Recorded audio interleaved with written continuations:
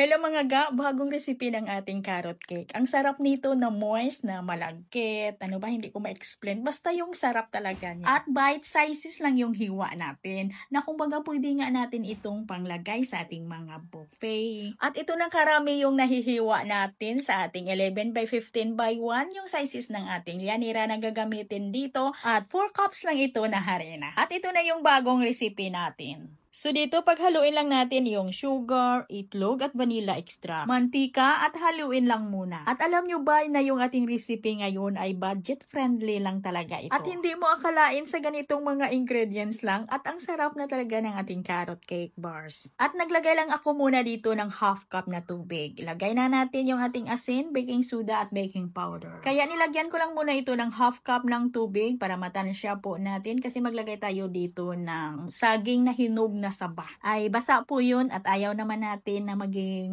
mabasa talaga yung ating mixture. Kaya tansyahin lang muna natin yung ating tubig. At dito ga pasensya na po yung ating powdered milk ay hindi naon yung ating kamera sa paglagay. Lagay ko ng ating powdered milk ay hinalo ko na agad. At pagkatapos nang natunaw yung ating mga dry ingredients ay saka na po tayo nagsala ng ating harina. At dito nga maglagay na tayo ng 2 sachet ng Milo powder. At dito na maglagay na tayo ng ating saging na saba. Kailangan yung ating saging na saba mga ga ay overripe po ito. Yung hinog na talaga para lalabas talaga yung kanyang tamis at yung kanyang amoy.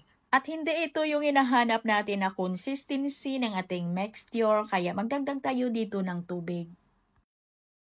At ito na ga, ito lang kalapot yung gusto natin. Isalin na natin ito sa ating lianera. May sizes ito na 11 by 15 by 1 at pahiran lang yan natin ng margarine or di kaya shortening. At pwede na natin itong lutuin sa ating oven. At kailangan ay mainit na yung ating oven bago po natin ito ilagay. At yung init ng ating oven ay nasa 190 degrees Celsius at lutuin na lang natin ito sa loob ng 30 to 35 minutes. Huwag natin itong i-overcook ha para mananatili talaga yung moist ng ating carrot cake. At kailangan na ito'y malamig na bago natin ito hiwain. At nakahiwa po tayo dito ng 48 pieces. At itabi lang muna natin ito. Gawan muna natin ito ng frosting or yung icing. So dito gagamit lang tayo ng ECC whipping cream at kukuha lang tayo dito ng 150 grams lang. At i-cream lang muna natin to hanggang sa mag-light yung kanyang kulay hanggang sa ito'y mag-smooth. And scrape lang natin yan para yung ibang pest ay mabate din.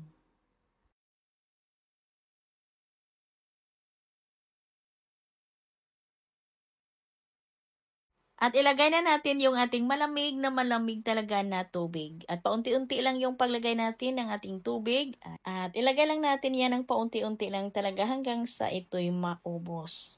At batihin lang talaga natin ito hanggang sa mag-volume yung kanyang alsa at nang ito'y maging stable. Kaya kung gusto mo ng madalian na preparation ng ating mga icing at ito'y masarap pa, ay bili ka na ng ECC whipping cream. At mura lang itong 1 kilogram natin ng ating ECC whipping cream mga ga at marami na tayo dito mapaglalagyan. At yung ating icing ay kukuha lang tayo ng lagyan natin ng kulay orange para magbuka din siyang carrot.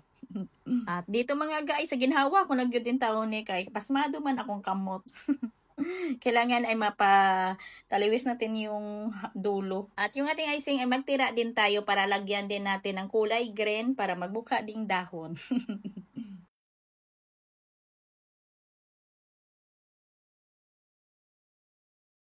Yun, pwede talaga ito sa mga handaan. Gawin natin itong panghimagas. Kasi tama-tama lang talaga yung ating hiwa dito, bite sizes lang ito.